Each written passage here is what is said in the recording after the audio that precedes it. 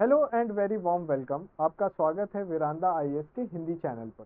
आज हम शुरुआत कर रहे हैं सीसैट पेपर की।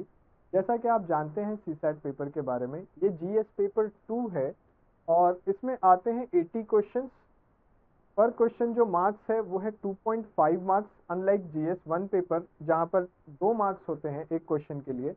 और इसकी कट ऑफ जो है वो क्वालिफाइंग है, फिक्स्ड कट ऑफ। ये क्वालिफाइंग नेचर का पेपर है। इसमें 33% मार्क्स स्कोर करने होते हैं, जो 200 में से 66 बनते हैं। So this is qualifying paper, right. लेकिन पिछले 5-6 सालों से हमने ये देखा है कि कंटिन्यूअसली इसका जो डिफ़िकल्टी लेवल है वो बढ़ता जा रहा है। तो इसकी प्रिपरेशन भी बहुत इंपॉर्टेंट हो जाती है। कई स्टूडेंट्स ऐसे हैं जो जीएस पेपर 1 में तो बहुत अच्छा स्कोर कर लेते हैं, लेकिन फिर सीसैट की वजह से उनके प्रीलिम्स रह जाता है। तो हम इसकी प्रिपरेशन स्टार्ट कर रहे हैं आज। और फर्स्ट चैप्टर हम इसका शुरू करेंगे नंबर सिस्टम से। बहुत बेसिक सी है। नंबर्स हम अपने चाइल्डहुड से देखते आ रहे हैं, पढ़ते आ रहे हैं, समझते आ रहे हैं। तो आइए नंबर सिस्टम को डिटेल में समझने की कोशिश करते हैं। Numbers are use for counting. तो जैसे चीज़ों को काउंट करना शुरू किया, like we count things, for example number of books. तो 4 किताबें, 5 किताबें, ठीक है। नंबर ऑफ स्टूडेंट्स हमने काउंट कर लिया, 8 स्टूडेंट्स, 10 स्टूडेंट्स। तो काउंटिंग पर्पस के लिए हम यूज करते हैं नंबर सिस्टम। इसके अलावा हम कंपेयर करने के लिए यूज करते हैं।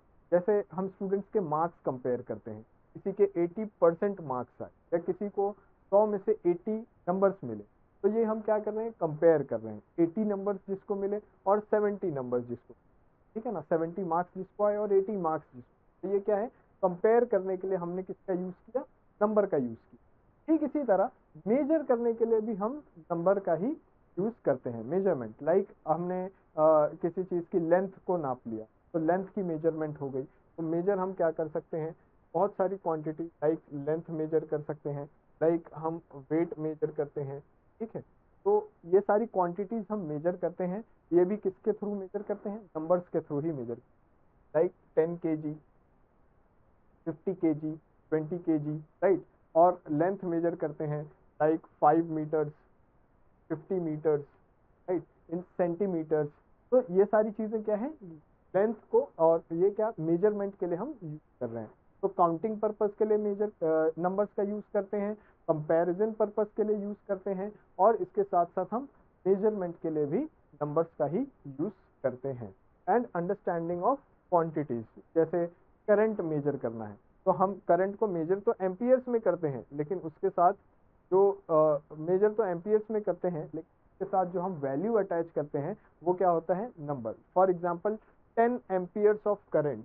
तो ampere current is a quantity, लेकिन ये जो नंबर हमने यूज किया है ये नंबर है। ये जो वैल्यू हमने असाइन की है करंट की, ये किससे हम रिप्रेजेंट करते हैं, नंबर से रिप्रेजेंट। तो नंबर आपको समझ में आ गया होगा कि हमारी लाइफ में कितना इंपॉर्टेंट रोल प्ले करता है। You can not imagine your life without number. हम सोच ही नहीं सकते अपने जीवन का एग्जिस्टेंस विदाउट नंबर्स, ठीक है। अब करंटली जो नंबर सिस्टम हम देख रहे हैं, जैसे जो नंबर्स हम यूज करते हैं, 0 से स्टार्ट होता है, 1 2 3 4 5 6 7 8 9, और 9 के बाद आ जाता है 10। इसको बोलते हैं हम decimal number system. Decimal number system, इसमें डेसिमल नंबर सिस्टम में क्या होता है, आपके पास 10 डिजिट होते हैं। 10 digit, like these are the digits, 0 1 2 3 4 5 6 7 8 9।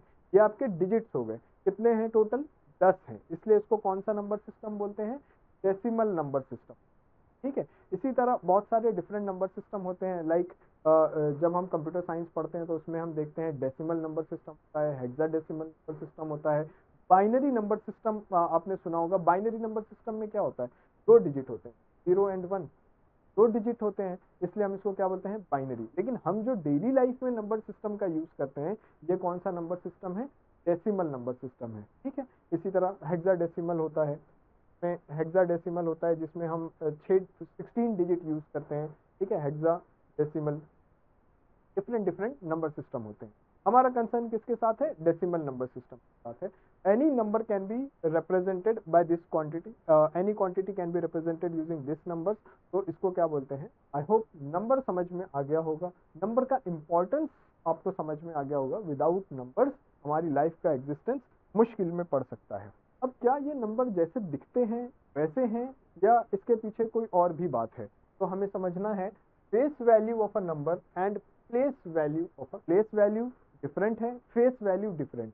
Face value वही है जो आपको दिखाई दे रही है, जैसे अभी हमने देखा 0 1 2 3 4 5 6 7 8 9, ये जैसा दिख रहा है वैसा है, इसका क्या मतलब है, ये फेस वैल्यू है। लेकिन जब आप एक नंबर को देखते हैं 956, 956 एक नंबर है, अब आपको देखने के लिए क्या दिख रहा है, इसमें 9 है, 5 है और 6 है, लेकिन फेस वैल्यू डिफरेंट है। फेस वैल्यू तो दिख गई आपको 9 5 और 6, लेकिन इसकी जो प्लेस वैल्यू है उसकी वजह से ये नंबर वो नहीं है जो ये दिखाई दे रहा है। जैसे 956 में अगर हम 956 की बात करें तो इस 6 की वैल्यू तो 6 ही है, लेकिन इस 5 की वैल्यू 50 है, 9 की वैल्यू 900 है।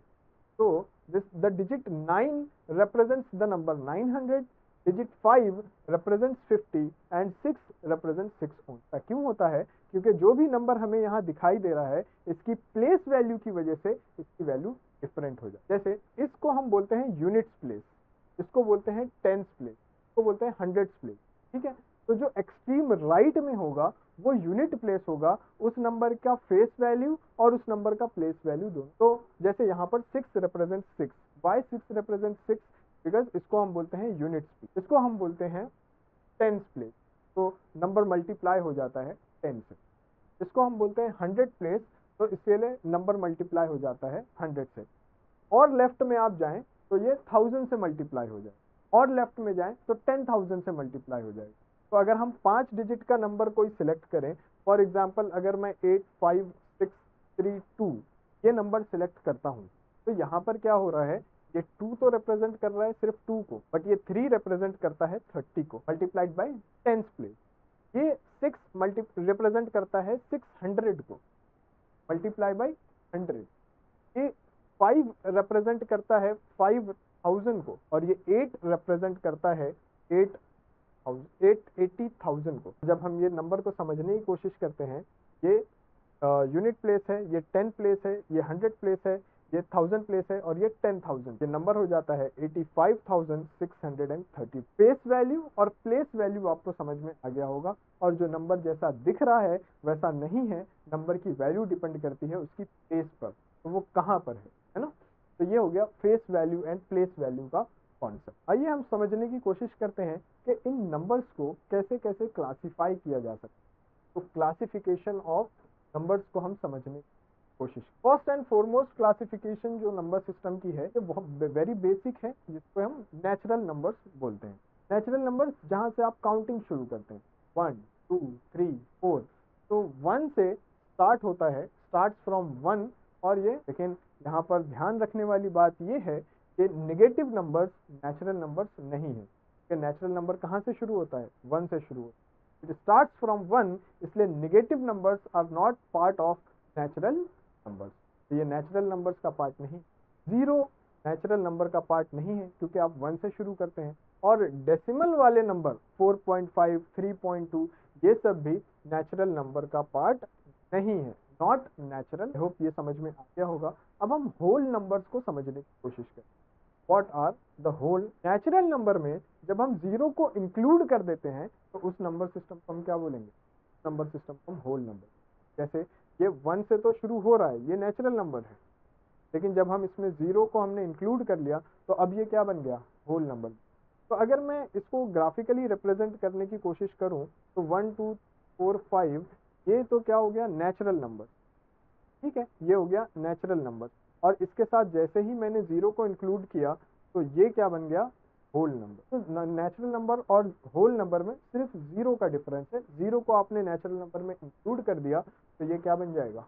Whole number. आइए हम समझने की कोशिश करते हैं नेक्स्ट क्लासिफिकेशन को, जो है इंटीजर। ये भी नंबर्स आपने देखे, ये नंबर्स इंटीजर नंबर्स हैं, इसमें डेसिमल नहीं आता, लेकिन इसमें 0 भी इंक्लूड होता है और इसमें नेगेटिव नंबर्स भी इंक्लूड होते हैं।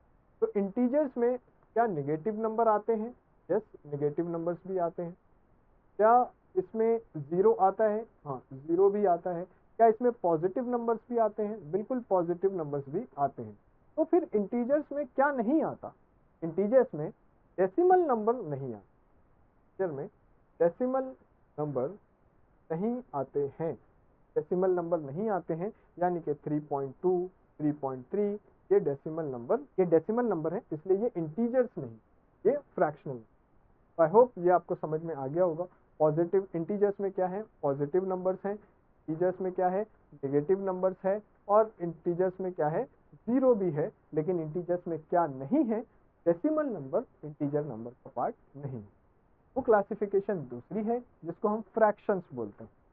अब आइए फ्रैक्शंस को समझने। Fraction indicates numbers of parts out of the whole. Example की मदद से समझेंगे कि अगर मान लीजिए आपके पास एक पिज्जा है, आपके पास एक पिज्जा है जिसको हमने 8 पार्ट में बांट दिया, ठीक है, this are the 8 parts of your pizza. आपने इसमें से 3 पार्ट को कंज्यूम कर लिया, तो ये एक पार्ट आपने कंज्यूम कर लिया, ये दूसरा पार्ट आपने कंज्यूम कर लिया, और ये तीसरा पार्ट आपने कंज्यूम कर लिया। तो अब बच गए 1, 2, 3, 4, 5 पार्ट। ये जो 5 पार्ट बच गए हैं इसको हम इस तरह रिप्रेजेंट कर सकते हैं कि 3/8 पार्ट आपने कंज्यूम कर लिया और 5/8 पार्ट बच गया है। इसका मतलब है अगर हम इसको ऐड करें तो ये 8/8 मतलब के 1, ये पूरा पिज्जा रिप्रेजेंट करता है। ये जो 1 है ये पूरा पिज्जा रिप्रेजेंट करता है। मतलब एक पिज्जा था जिसको आपने 8 पार्ट में बांट दिया, उसके 3 पार्ट को कंज्यूम कर लिया, तो अब बच गए 5 पार्ट। तो इस कॉन्सेप्ट को रिप्रेजेंट करने के लिए हम हेल्प लेते हैं फ्रैक्शंस। तो दीज आर फ्रैक्शंस। ये पिज्जा का एग्जाम्पल हो गई। और ये जो नंबर को आपने रिप्रेजेंट किया है, तो जो नंबर हम ऊपर लिखते हैं उसको बोलते हैं न्यूमरेटर, और जो नंबर हम नीचे लिखते हैं उसको हम बोलते हैं डिनोमिनेटर। आई होप ये आपको समझ में आ गया होगा कि फ्रैक्शंस क्या होते हैं और इसको कैसे रिप्रेजेंट किया जाता है। टोटल पार्ट जो होता है उसको हम डिनोमिनेटर में रिप्रेजेंट करते हैं, और कंसर्न्ड पार्ट जो होता है उसको हम न्यूमरेटर में। आइए और क्लासिफिकेशन समझने की कोशिश करते हैं। एक होता है रियल नंबर। रियल नंबर का ही पार्ट है rational and irrational. Real number वो है जो इमेजिनरी नहीं है, any number which has no imaginary part in it. हमारे यहाँ सीसैट में इमेजिनरी नंबर का यूज कम होता है, इसलिए हम उसकी क्लासिफिकेशन में नहीं जाएंगे। लेकिन अगर आपको समझना है तो इमेजिनरी नंबर को ऐसे लिखा जा सकता है। इसका ये वाला जो पार्ट होता है इसको हम बोलते हैं रियल पार्ट, और ये आई के साथ जो पार्ट लिखा होता है इसको हम बोलते हैं इमेजिनरी। तो ये मिलकर बनाता है कॉम्प्लेक्स नंबर। कॉम्प्लेक्स नंबर में एक रियल पार्ट होता है और एक इमेजिनरी। अब रियल की क्लासिफिकेशन हम समझने की कोशिश कर रहे हैं कि रियल में रैशनल नंबर भी है और इरैशनल। आइए इसको समझते हैं। A number that can be expressed as p by q, जिसको हम एक फ्रैक्शन में लिख सकते हैं। पी न्यूमरेटर हो गया और क्यू डिनोमिनेटर, पर q is not equal to 0। ये नॉट इक्वल टू 0 होना चाहिए, क्योंकि अगर डिनोमिनेटर 0 हो गया तो नंबर अनडिफाइंड हो जाता है। तो अगर कोई भी डिनोमिनेटर 0 हो गया, p/0 और q डिवाइडेड बाय 0, तो ये नंबर कैसा हो जाएगा? अनडिफाइंड। ठीक है, तो denominator should not be equal to 0। तो कोई भी ऐसा नंबर जिसको हम इस तरीके से लिख सकते हैं p डिवाइडेड बाय q, जहां पर q की वैल्यू 0 नहीं हो सकती, उसको हम क्या बोलते हैं? रैशनल। अब फिर इरैशनल नंबर क्या होता है? आइए पहले इसको एक एग्जांपल से समझने। सपोज कीजिए कि एक स्क्वायर शेप का प्लॉट है हमारे, और इसका एरिया है 2 स्क्वायर मीटर। हमारे पास रेक्टेंगुलर शेप का प्लॉट है जिसका एरिया है 2 स्क्वायर मीटर। अगर इसका एरिया 2 स्क्वायर मीटर्स है तो हमें ये फॉर्मूला पता है ज्योमेट्री से कि ये जो स्क्वायर शेप होता है इसका एरिया क्या होता है? साइड का square. Area of the square is equal to side square. अब एरिया हमारे पास 2 है और ये साइड का स्क्वायर है, तो साइड अगर हमें यहाँ से फाइंड करनी है तो साइड क्या हो जाएगी? Side is equal to square root of 2। और ये जो स्क्वायर रूट ऑफ 2 है, ये जो स्क्वायर रूट ऑफ 2 है, ये होता है ये जो यहाँ पर 1.4142135, 1.4142135। अब ये नंबर आपको देखकर क्या लग रहा है? इस नंबर को हम फ्रैक्शन में नहीं लिख सकते, नंबर को हम फ्रैक्शन में नहीं लिख सकते। So this is neither a recurring decimal nor a terminating decimal. It cannot be expressed as a fraction either. इसको हम फ्रैक्शन जैसा भी नहीं लिख सकते, क्योंकि जितने भी रिकरिंग और टर्मिनेटिंग डेसिमल होते हैं they can be expressed as fraction. जब हमें ये समझ में आ गया तो ये इर्रेशनल बिहेवियर जो ये नंबर शो कर रहा है, such a number which exhibits irrational behavior and yet exists is called as irrational। Irrational number कौन से होते हैं? ये वो नंबर होते हैं जिनको फ्रैक्शन में भी नहीं लिखा जा सकता और ये टर्मिनेटिंग भी नहीं होते, ठीक है, ये रिकरिंग भी नहीं होते, तो ये नंबर को हम क्या बोलते हैं? इर्रेशनल। आई होप ये आपको समझ आ गया। आइए एक और क्लासिफिकेशन समझने की कोशिश करते हैं, even numbers and odd number. Even number वो नंबर होते हैं जो 2 से डिवाइड हो जाए, which are divisible by 2 is called as. अब इसको हम समझने की कोशिश करें तो ये ऐसे है 2, 4, 6, 8, 10, 12। जो नंबर 2 से कंप्लीटली डिवाइड हो जाता है और कोई भी रिमाइंडर नहीं बचता, उस नंबर को हम क्या बोलते हैं? Even number.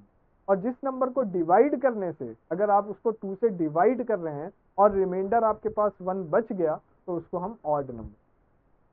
इवन नंबर को हम 2k से रिप्रेजेंट कर सकते हैं, जहां पर k की वैल्यू इंटीजर होगी। जैसे यहाँ पर अगर k की वैल्यू मैंने 1 लेता हूँ तो ये क्या हो जाएगा? 2 × 1 = 2। अगर k की वैल्यू मैंने 2 ले ली तो 2 × 2 = 4। k की वैल्यू अगर हम 3 ले लेते हैं तो 2 × 3 = 6। k की वैल्यू इंटीजर होगी, ठीक है, k की वैल्यू इंटीजर होगी। अगर हम यहाँ पर ये भी k की वैल्यू क्या होगी? ऑल नेचुरल नंबर, 1 से शुरू होगा और अप टू इंफिनिटी। यहाँ पर 2 कॉन्सेप्ट हैं जो मैं आपको बताना चाहूंगा। अमेरिकन स्कूल ऑफ थॉट के हिसाब से negative integers are also even number, लेकिन इंडियन स्कूल ऑफ थॉट के हिसाब से नेगेटिव नंबर्स को हम इवन नंबर्स नहीं मानते, ठीक है। तो फिर हम यूपीएससी के लिए इंडियन स्कूल ऑफ थॉट को फॉलो करेंगे और नेगेटिव नंबर को इससे एक्सक्लूड करके रखेंगे। ये हो गए हमारे कौन से नंबर? Even number. अब आइए ऑड नंबर्स को समझने की कोशिश। What are odd number? Odd numbers वो हैं जिनको डिवाइड किया अगर आपने 2 से तो रिमाइंडर 1 बच जाएगा। जैसे 3 को अगर हम 2 से डिवाइड करते हैं तो रिमाइंडर बच जाता है 1, इसलिए 3 क्या है? Odd number. तो इसी तरह 1, 3, 5, 7, 9 और सो ऑन, ये सारे कौन से नंबर हो गए? Odd number. Even numbers, odd number, बहुत सुना होगा आपने इवन ऑड फॉर्मूला के बारे में। तो इवन नंबर और ऑड नंबर इस तरह से हम फाइंड करते हैं। अब आइए समझने की कोशिश करते हैं कंपोजिट नंबर्स क्या होते हैं और डेसिमल्स क्या होते हैं। कंपोजिट नंबर वो होते हैं जिसके 2 से ज्यादा फैक्टर होते हैं। अब 2 से ज्यादा फैक्टर होने का क्या मतलब? फैक्टर वो नंबर होता है जिससे आपका नंबर डिवाइड हो सके।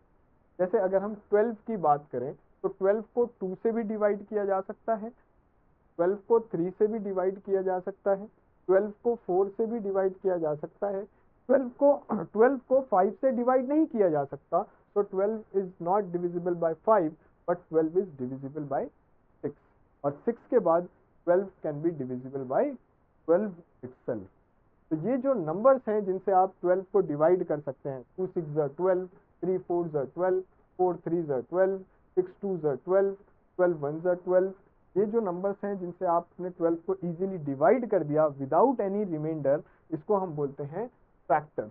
तो ये 12 के फैक्टर्स हैं। 12 के फैक्टर्स कौन कौन से नंबर हो गए? 1 से भी आप इसको डिवाइड कर सकते हैं, 1 12 are 12।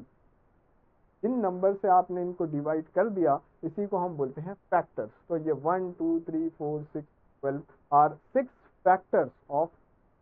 लेकिन यहाँ पर ये बात समझ पूरी है कि 1 is neither prime nor composite. अभी प्राइम नंबर क्या होता है अभी हम देख रहे हैं, लेकिन कंपोजिट आप समझ गए होंगे कि 1 कंपोजिट नहीं है, क्योंकि कंपोजिट के लिए क्या है? मोर देन 2 फैक्टर्स होने चाहिए, और 1 के पास तो सिर्फ एक फैक्टर है, 1 सिर्फ 1 से डिवाइड हो। अब आइए डेसिमल्स को समझने की कोशिश करते हैं। A collection of digits after a period, ये जो हमने लिखा ना अभी 4.5, 3.2, ये जो पीरियड का साइन लगाया, फुल स्टॉप भी बोलते हैं, पीरियड भी बोलते हैं। तो ये जो डेसिमल, मैथ्स में डेसिमल बोलते हैं, तो ये जो डेसिमल के बाद आपने नंबर लिखा, इस पूरे नंबर को हम क्या बोलेंगे, डेसिमल। तो डेसिमल्स क्या होते हैं, collection of digit after a period. So ये 2 called the decimal point is called as decimal fraction. Every decimal number represents a fraction. जैसे मान लीजिए अभी ये हमने 4.5 लिखा, इसको हम फ्रैक्शन में कैसे लिख सकते हैं, 4.5 को फ्रैक्शन में हम लिख सकते हैं 45 डिवाइड बाई 10। का ये मतलब है कि जहां कहीं भी डेसिमल पॉइंट होगा वो रिप्रेजेंट करता है डिनोमिनेटर में जीरो के प्रेजेंस। जैसे एक डिजिट के बाद डेसिमल है तो यहाँ पर डिनोमिनेटर में 10 आ गया। अगर दो डेसिमल हो, दो डिजिट प्रेजेंट हो आफ्टर द डेसिमल, तो इसको हम लिख सकते हैं 433 डिवाइड बाय 100। ठीक है, तो डिनोमिनेटर में 2 जीरो ऐड हो जाए। For example 0.45 can be written as 45 by 100, क्योंकि यहाँ पर डेसिमल के बाद 2 डिजिट। ठीक है, ये हो गए आपके कंपोजिट नंबर्स और डेसिमल। अब हम कुछ क्वेश्चंस को सॉल्व करने की कोशिश करेंगे। एक प्राइम नंबर है, प्राइम नंबर को हम समझने की कोशिश करते हैं। What are the prime number? Prime numbers वो नंबर्स हैं 1 से डिवाइड हो सकते हैं और अपने आप से डिवाइड हो सकते हैं। नंबर इटसेल्फ के 2 फैक्टर होते हैं। Prime numbers has got 2 factors, तो 1 और दूसरा नंबर इटसेल्फ। फॉर एग्जाम्पल अगर हम 3 की बात, तो 3 can be divided by 1, yes. 3 can be divided by 3, there is no other factor for 3। जब हम बात करते हैं 5 की, 5 can be divided by 5, 5 can be divided by 1, तो 5 is also a prime number. जब हम बात करते हैं 9 की, तो 9 can be divided by 1, yes. 9 can be divided by 9, yes, but 9 can also be divided by 3, इसलिए 9 प्राइम नंबर नहीं है। तो प्राइम नंबर्स वही नंबर्स हैं जो 1 से डिवाइड हो सकते हैं और अपने ही आप से डिवाइड हो सकते हैं। प्राइम नंबर्स की आप सीरीज बना सकते हैं 0 से 100 के बीच में। 0 से 100 के बीच में 1 तो प्राइम नंबर नहीं है, 1 is neither a prime nor a composite. अभी आपने देखा, तो 0 से 100 के बीच में 25 प्राइम नंबर्स होते। 0 से 1 के बीच में 25 प्राइम नंबर्स, राइट। आइए अब हम कुछ क्वेश्चंस सॉल्व करने की कोशिश करते हैं।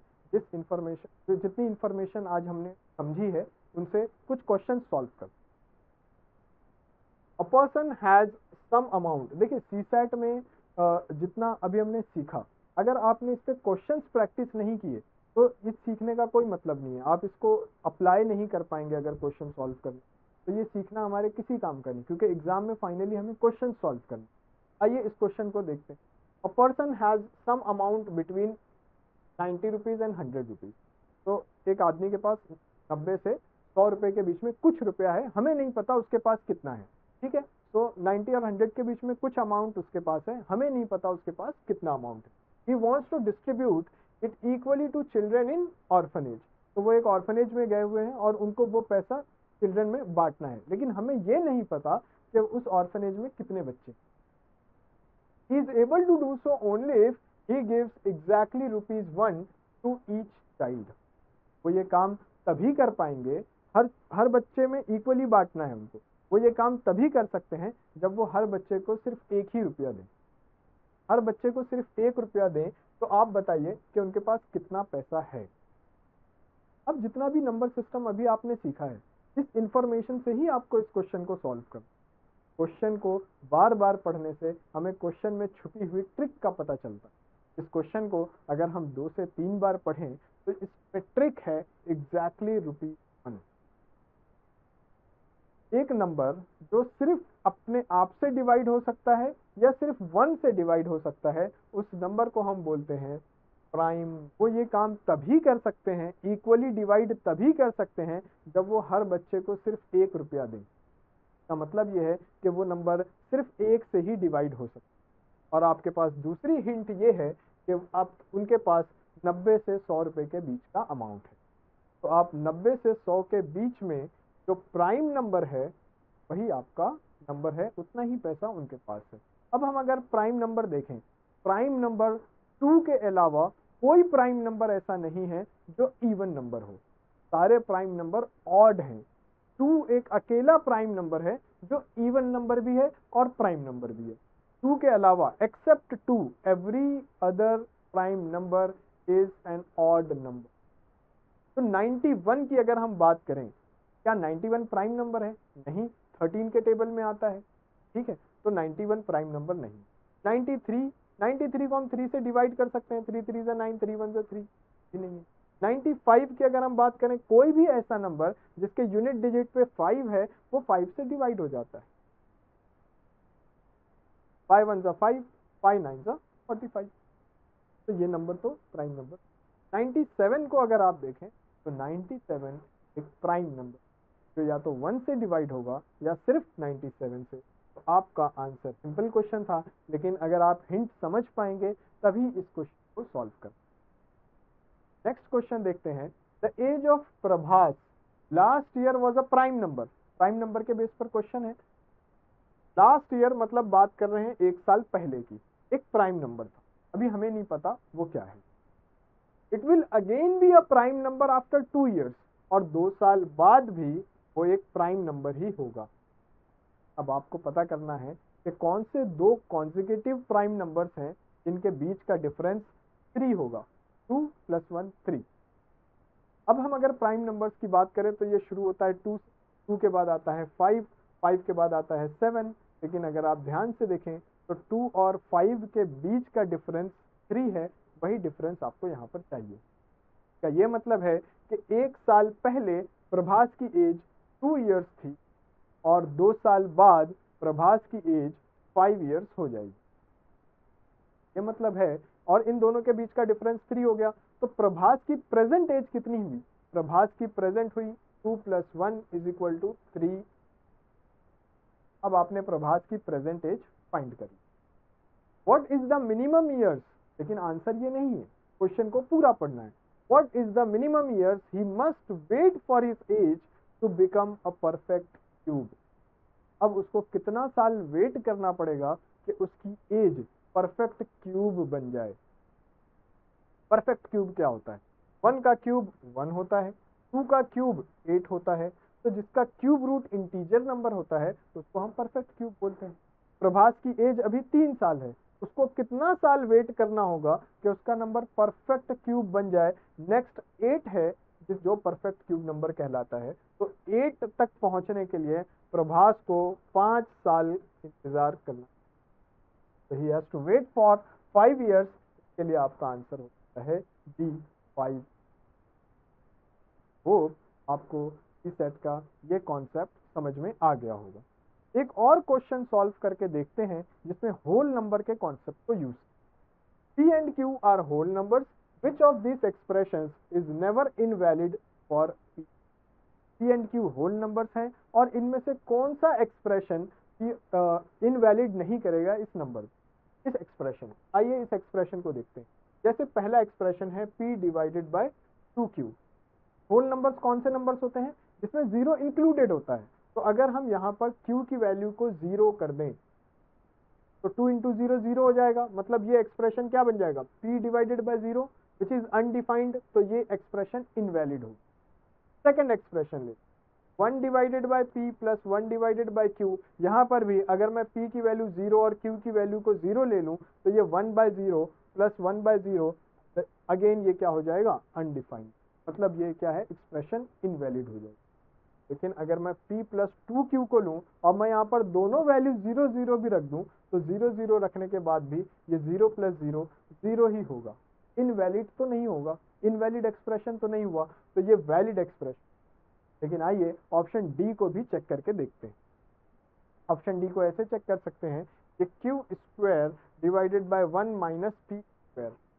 अब अगर आप 0 रखें तो ये तो 0 हो जाएगा, 0² 0, ये 1 - P² 0/1 दैट इज 0। लेकिन अगर आप P की वैल्यू को 1 रख दें तो 1 - 1² दैट इज 1 - 1, तो फिर ये Q² / 0 हो जाएगा। अगर हम P की वैल्यू को 1 रखते हैं, इसका मतलब ये अगेन इनवैलिड हो। आई होप आपको नंबर सिस्टम का कॉन्सेप्ट समझ में आ गया होगा, क्लासिफिकेशन समझ में आ गई होगी और आपको कुछ क्वेश्चंस जो हमने नंबर सिस्टम के एप्लीकेशन सॉल्व किए ये भी अच्छी तरह से आ गए होंगे। हम नेक्स्ट क्लास में मिलते हैं। Take care, bye bye, thank you very much. Veranda IES, where your dream becomes reality.